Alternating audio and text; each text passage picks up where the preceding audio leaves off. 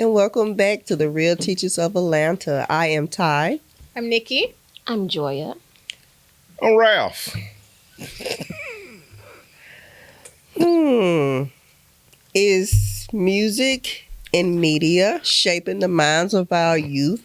Let's get into it. Get the booty clapping. Bow. Ow. Bow. Ow. Bow. Ow. Bow. Ow. Bam. Mm. Bam. So we started off. Ooh.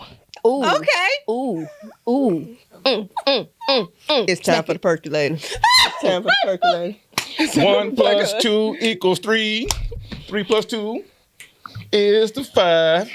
Now, twerk it. Get on down. Get on down. Get on down. Pop it. Get on down. Hey, the camera rolling? Get on down. Get on down. Pop it. Let's get into this stuff. We got the queens in the house, y'all.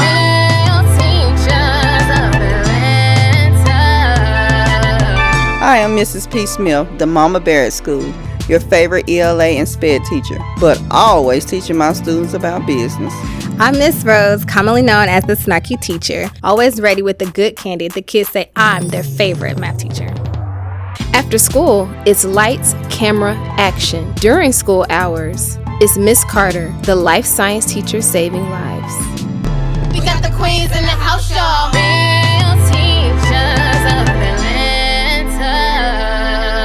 I don't even know what to say right now. All right, let's just get to it. All right, music and media. I mean, what you guys think? TV, is it polluting the minds of kids? Yes. Of course. Why? What?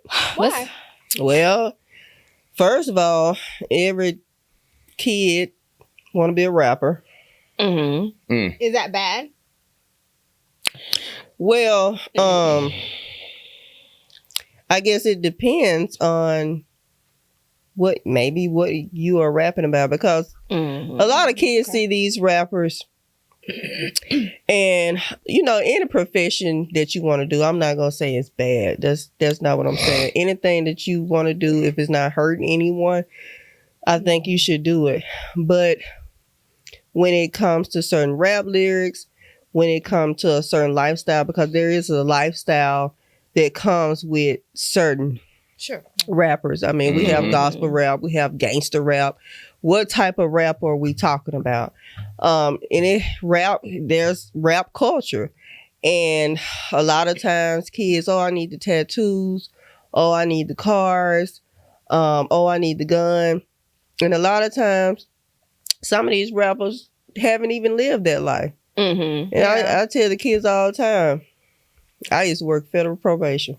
And y'all think some of this stuff that y'all be glamorizing, these people ain't live that, because when they come down there, you can have the ones with the biggest tattoos on their head. When they push that paper in front of them to talk, they ain't rappers no more. They Whitney Houstons. Yeah, it really hit them. Mm-hmm. It really hit. I do think you hit on something that is the key point, though, is that this lifestyle is glamorized. This street lifestyle, and a lot of them, like a lot of these trap music artists and rappers and stuff, a lot of them are very academically very intelligent, very smart, and have high scholarly, Very degrees true. and accolades, right? But they don't talk about that. I think Meg Thee Stallion was like one of the first ones that really, like, nowadays started talking about, like, she was in school, going to school, getting her degree, even though she was, twerking on Saturday, studying all night on Sunday, and got her whole undergrad and was on her way to her master's or whatever she was doing, right? But what she glamorized in her music was not that, but that's what she was doing. And to her point, she tried to say, okay, well, I'm doing both, but for the young, like, I'll speak just more of like the young girls out there, what they listening to is not go get your education. It was go get your booty done and shake it for me, because that's what the music was saying. That's what the videos was doing. That's the lifestyle that was glamorized. Does that make sense? You like that kind of music, don't you, Coleman? Oh, I do too. I listen to it all the time. Okay. That's all I listen to, really. Okay. But my thing is, it is affecting the youth. And I really don't have anything against rap because I do like the fact that these young brothers can express their creativity on how they put these words together. Especially, I love when they do freestyles. I don't really care for the writing it down and then try to put it on record or whatever. But just freestyle off the dome, just to think that fast to bring the words together. You know, like all the homonyms and the metaphors and all that similes and all that. You know, so I think that's a good thing that they have. But it would be nice if they can really apply that same energy that they have into maybe language arts and reading, you know, to where they can educate themselves a little bit more. Because now the rap that I don't like is when they start doing this here. Oh yeah, the mumble rap. I'm like, what the fuck are you talking about? So that really throws me off then, because now I can't really enjoy the song because I would like to hear the lyrics clearly. But as far as our young students go, our young students look at these guys and they idolize these guys and they feel like, ooh, man, like, and the videos just really make it more, you know, just more attractive to them, because now they see all the girls, the booty shaking, the money throwing everywhere. And the thing I don't like about it, that rap has taught our young ladies to not even appreciate themselves, you know, appreciate what God has given them your natural hair, your natural nails, your natural eyebrows.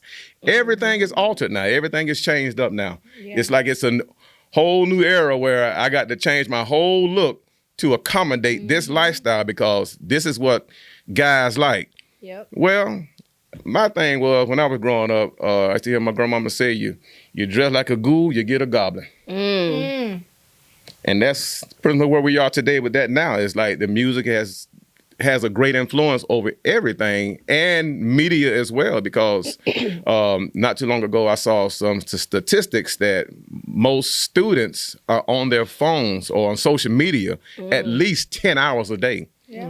That's a whole lot of hours, because that's 24 hours in a day. You can get about 14 hours left. They probably spend maybe 6 or 7 more hours in school, plus them 10. That leaves you with maybe 6 or 7 hours left of the day. And I'm sure they probably using that to go to sleep. Right. Yeah. So most of their, where does education fit in all of this? Which is okay. I mean, you can listen to the music, but don't let it get into your head to where it takes away your purpose in life and what you're supposed to be doing. Because I feel like a lot of those guys that get out there and try to get into the music, the media and everything, sometimes I look at them like, you don't belong here. You're not built for this. This ain't you. Then they end up going to prison somewhere or dead. You know, it's just so much that come with it. So that's my take on that. I think with, you know, at the end of the day, it's all entertainment. And I was looking at a interview, and this guy was talking about how with music, you listen to music with both sides of your brain. And music is something that penetrates every single cell in your body. That's why, you know, you're at a concert, you can literally feel it in your body. And so with music and with lyrics, if you're saying the same lyric over and over again, it's a song and it's something that's cute to sing, but it literally seeps down into your subconscious mind. And your subconscious mind is what runs the show. So no, you won't experience what's in the lyrics, but you become a vibrational frequency and a match to what you're singing. So music can be a very positive thing, or it can be a very negative thing, depending on the type of music that you're listening to. And I mean, let's just be honest. For me growing up, it was, again, the video vixen.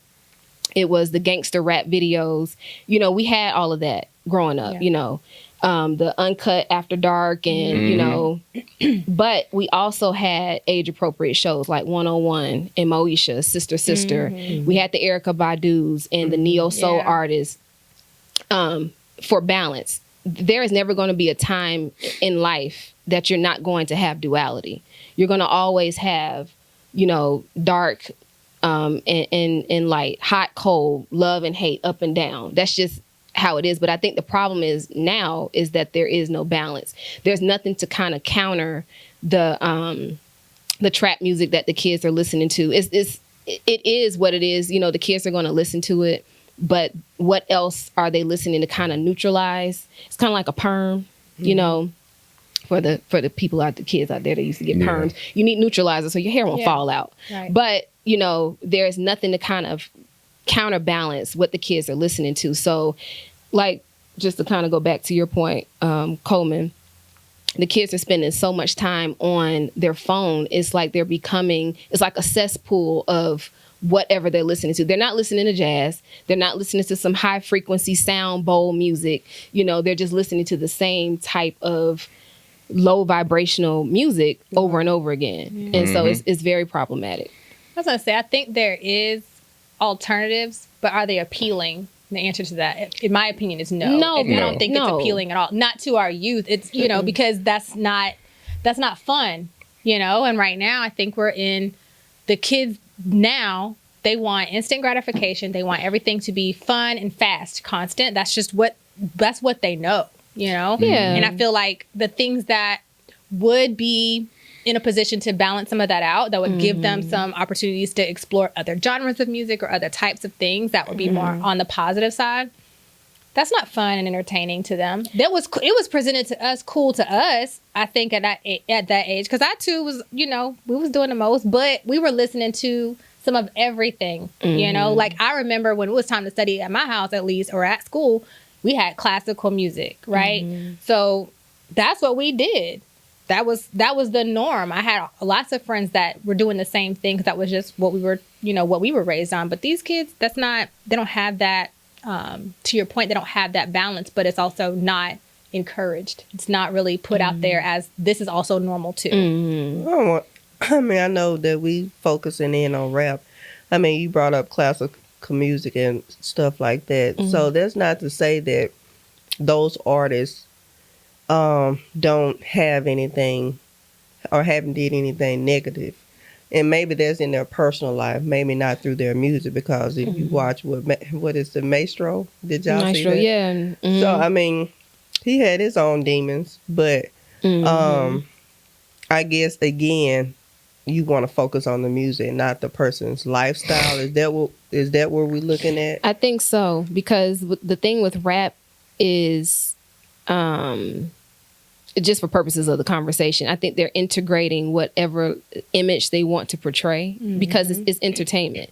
So I think music reflects whatever's happening in society, which is why, or what record labels think is happening in society. They think that the most of the population wants to consume toxic music. Well, based on sales, Right. Look at it. I think it really is deep. People do want to listen to toxic music. But Andre Or is it 3000 what's came available? out with a flute album, and it that has did done really, really great well. sales. But who's Exactly. listening to Andre? We are. What's right? What's the age. demographic? Yeah. Right. We are, but Yeah, our the age older group. group The is. older Right, the Yeah. older Yeah. group. Right. But you know not what? The younger Right. kids. The I'm gonna say kids don't something even know who that stupid, but is. it ain't stupid. Like, when a fight break out in school, what do most black kids do? Pull out the toward camera. They run towards it. Right. Because Pull you out know the why? camera. Because negativity is attractive. It's very attractive. So that's the same thing with this music and social media. All the negativity on there, they are attracted to it. And I like to tell my kids in the classroom all the time, y'all need to understand something, is that all these artists that are coming out now, they are on contract where they are not allowed to talk about something positive. Right. It has to be negative. It has to be money, sex, and drugs. That's what they continually want to push, because that's what makes money.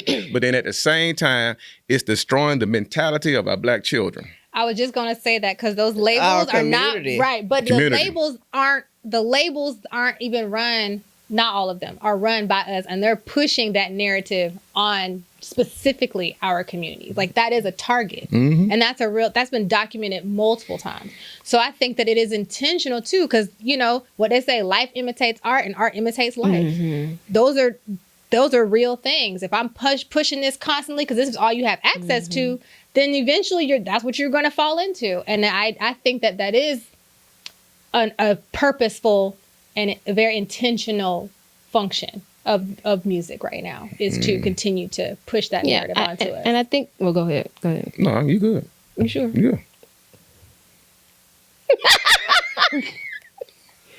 I forgot what I was going to say. Well, Coleman. y'all figured out. I forgot. I forgot what I was about to say. I mean, but I can't say it. I mean, the music is No, it is successfully doing what it's designed to do with our children.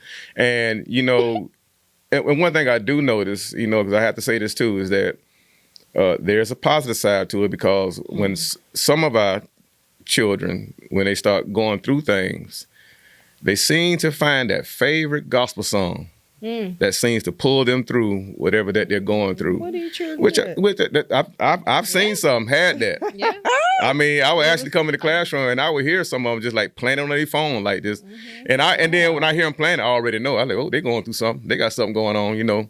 And then come to find out before the day is out, they'll come and tell me what's going on, and I ain't even asked them, but I already know. But it's good to know who they know to go to when something like that gets bad like that. But as far as education wise, is like learning numbers and learning how to read, language arts, it is a complete struggle, because I do feel like that the rap community, the rap culture is changing all of that around to where a lot of these kids are really not understanding.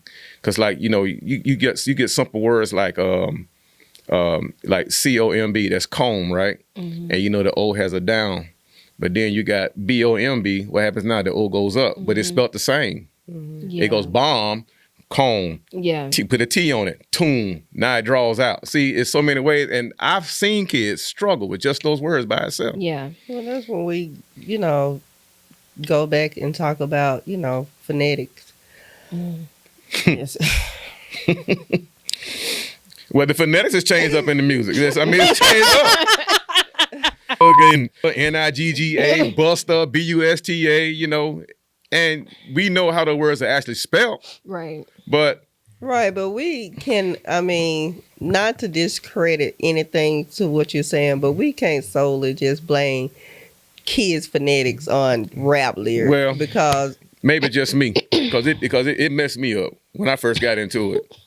It did. I was an A-B student until maybe about 7th grade. You heard a rap lyric. And then Rap song threw it I off. started listening to NWA. Oh, Attitude. Off the Police. And from there on, It was downhill. it was downhill from there. So I'm just speaking for me. Maybe other kids not affected like I was, but I know it got me. But that was my love for the music at that time, and it never went away.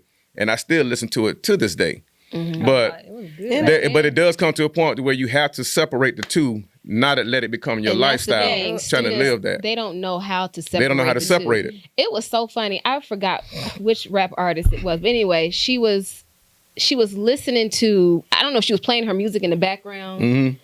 And I think it was maybe Cardi, but her daughter walked in. One of her kids walked in, and she hurried up and she cut the music off.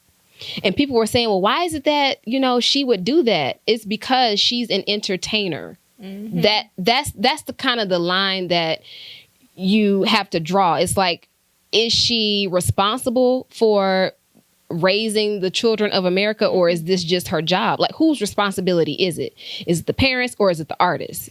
I think I'm glad you brought that up, because I saw that too. I got some of that too. The parents. So as a parent, it is my job to be the filter for my children in my home. the right? kids are going to get But it. exactly. But as the parent, it is still my job to be the filter and to guide my kids in the right way, because you can't, once you send them out the door, you don't have control anymore. But when they're with me, I can be the filter. I can explain. I can talk them through it. I can help them reason through what's good for them and what's not for them with them, right?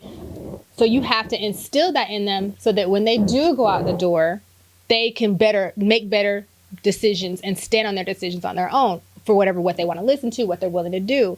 And I think, you know, even with Cardi, because people were mad about her doing that, but she was like, these are my kids and this is not appropriate for them. Right.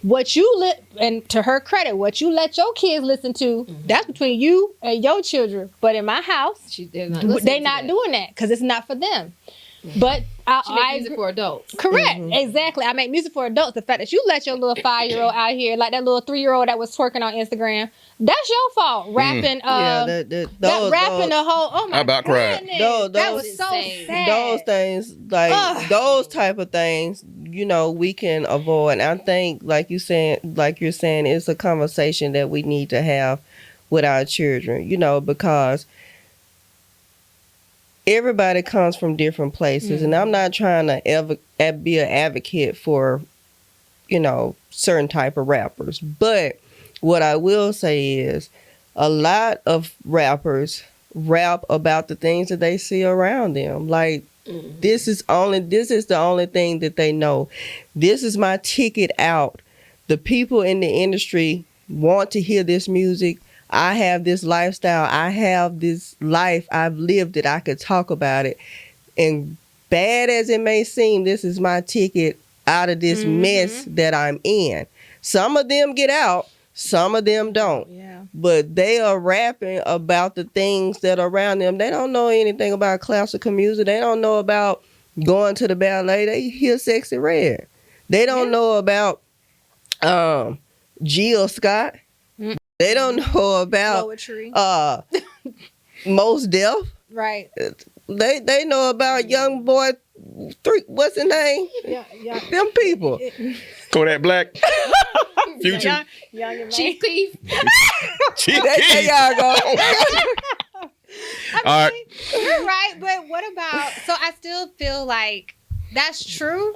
But some of these, I would say, I almost feel like it's a 50-50 split, because there are rappers that grew up with the silver spoon in their mouth and are just rapping about somebody else's fake experience. Let's stay in the trenches right now. We're Okay, in the we can be in the trenches. I mean, look at, you have like Meek Mill and them. Now, you know, I'm not a Meek Mill fan. However, sometimes you just got to listen to these lyrics that they be talking about. And some of it, I be like, because I be wanting to know what the kids are listening to. Mm-hmm. And, you know, for me, for Meek Mill, like, the beat be catch. I'm like, but let me hear what he's saying. Some of these people don't have some nasty lives, but he is, you know, I don't know what he's rapping about. Now I think Dreams and nightmares. I don't think he's rapping about dreams and nightmares. No, that's but I'm the popular saying song that about was, him. yeah, that be hit. Boy, when that beat dropped, That boy. one, hold on, wait a minute. Y'all thought I was finished? Boom, boom, boom. Everybody. But it's the music. It moves you. Mhm. But I also But feel like some of it is hip hop is part of our culture too, you know. But I do think that there is an appropriateness. We talking about Salt and Pepper and Dougie Fresh. Well, you know, in Them kids don't African know culture, about that. they always had the drums all the time. Yeah, and that's what naturally is. Like it. It's something that's in your, you know, in our DNA. You know, it's something that just Right. moves you. Yeah. Like when you look at the church, Oh, Oh, don't do it. but I'm gonna say this here before I forget. Yeah, go ahead. Go ahead. I remember, you know, when I was raising my children, and I didn't let them listen to no music at all in the house, and they rarely watched a little bit of TV. I let them watch like shows on Nickelodeon, but nothing. But they didn't get to do that until their homework was done, and I checked it. I want them checking parents. I check homework. Yeah. Cause you ain't finna sit there and just scribble something down and tell me you got your homework done and it really ain't done. So I would check it. And what I'm trying to say is, while I was doing that, grades were excellent. I mean, I ain't see a C from none of them. But I got to admit, and I'm gonna probably say this as for me as a parent that probably failed, because doing that and trying to live that lifestyle, I got bored in the house. I was like, dog, ain't no music going on here, man. Ain't no TV going on. And then the kids in there, they got their arms folded up, pouting. You know, some of them outside playing or whatever. It was just boring. So eventually I kind of like, you know, I said, oh, let me just lighten up a little bit. Let me let them listen to a little music. It won't be that bad. It shouldn't be that bad at all. The moment I turned that light switch on, I should have never done it. Grades went straight down. Wow. Straight down. Okay. And the thing is, once you let them in there, it was hard to it's bring hard them to out. get it. Yeah. It was hard to get them back. So I knew from there on, that's when I became that real parent. So even with my kids, even though they heard what they heard in the music already, and they just, you know, like sex, stuff like that, and they understood it already, I had to go ahead and just bend the knee and go ahead and just talk with them, you know, and just talk with them real about it. But the thing is, it still worked in a sense, because when I began to get real with them, the grades did come back up a little bit, you know, because now there's nothing to hide no more. Right. Yeah, but back then in our era, and when you was raising your kids, we heard those type of songs. We had harsh music. We had the Lil Kims. We had the NWAs or what have you. But it was like when we got around our parents, it's a certain type of respect that or any adult that you know refrain from saying certain stuff. Now these kids, they just go ahead. Cuss y'all out. Because that's that going back to that law of duality. Yeah. You all had Lil Kim and I'm trying to think what other artists. Anyway, Tupac. We even had Tupac. Well, yeah, Tupac he rapped about real, and so did Biggie. I mean, I'm saying he was a lyricist. He's a poet, right? Like Tupac is a poet, but I'm just saying back then that's what they considered degenerate Tupac, type of music. He was hard, but you still had. Thankfully, there was still a balance. Again, there is literally, I can't think of any type of positive, if I had to put it on a spectrum, like to counter the other type of music that's out now. It's just all the same, which is kind of troubling because when things are in balance, I always talk about balance, which is important. You have to have something to, counteract the other. So nowadays kids don't have that. Mm-hmm. They don't have it at all. And there's what goes along with that are the behavior issues. Not to say that rap is the cause of kids having degenerate behavior. Do you think they want it? They want what? Do you think if they want positive music? I think they want balance. I think that they want whatever is Coleman saying no. Nah. I think they want I don't know what they want. I think they want a balance. I think if they were exposed to it, that's something that they may want. But they're exposed to more so the toxic music. That's what I'm saying. These kids want what feels good to them.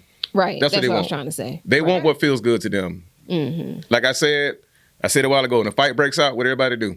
They run to it. Mm-hmm. Because now we trying, because now when the music comes on, that's what feels good to them, especially the lyrics. Especially some of them lyrics get them crunk. They can't relate to it. Like some kids, the lyrics are not. They're relatable. not listening to the lyrics. They're feeling the music. Mm-hmm. They're not really listening to the words because they can't connect with it. Some of the music they can't connect. But I think our kids in my classroom to say them words, say them songs word for word. And know the exact rhythm to put the word in and everything. I'm like, oh. I know how to read that book though. You can read that book, boy. They know the words because.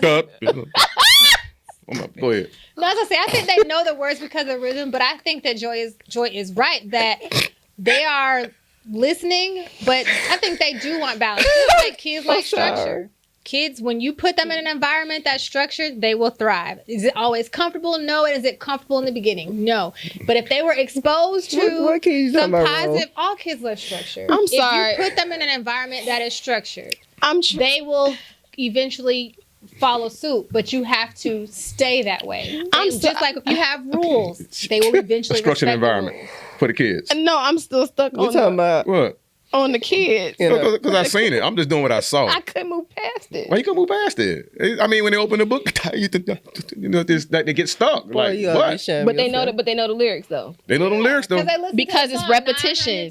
Anything you do with repetition, you're going to get better at. So if a 3-year-old can bend it over and shake it, let them breathe. Man, look. Hands on your knees. Look. What? At 3? Everybody should know a sight word. Listen, I remember when I first heard 2 Live Crew. Boy, I thought I was a porn star. How you were dancing? What? Boy, the grind right with them, girl. Boy, being right in the club. Stop! Pop it. I ain't gonna say it, but they say it on the music lyric. I did it all the time because I thought when I heard the music, it made me think that, okay, I'm a good looking fella. I can get girls out here and do what music, I do. So are we saying music is dumbing down the kids? Lupe Fiasco has a song called Dumb It Down. Okay. There it is. That's all you need. He's positive. Yes, he is. And he had a really hard... He ain't rapping no more. No. He ain't popping. People listen to him. He won a Grammy for Superstar. If you go against the grain of what they want, you will not get a contract. That's exactly what... Well, he has some issues. I don't really know the intricacies of his situation with his... Okay. Right. With his record label, but he did have positive music. Mm-hmm. And people listen to him. And what's the other guy from Chicago? Chance the Rapper. Chance the Rapper. I was about to say R. Kelly. Get out. Take us out, Rose. Okay, she can't. I can't do it. Where's my camera? And thank you. Joy, you camera, Joy. Thank you. Y'all didn't even tell the people what to do. You gonna do it or? Thank you so much for watching another beautiful episode of The Real Teachers of Atlanta. You can find us on Instagram, TikTok, Facebook, Threads, YouTube. All of it. Did you get them all? Yeah, I got them all. Anything on the platform out there in social media. Real Teachers of Atlanta. Thank you, Coleman. Y'all do y'all bad thing. Come on. Bye. I don't even know my camera. I swear I don't even know my camera at. I don't even know where the camera at. Just bye. R. Kelly. A rapper. I was about to say R. Kelly. R. Kelly. A rapper. R. Kelly. Yeah, I don't know why. R. Kelly good for it. Sit down, people. If you enjoyed this episode and you want to see more content like this, please remember to subscribe and follow us at Real Teachers of Atlanta. We got the queens in the house, y'all.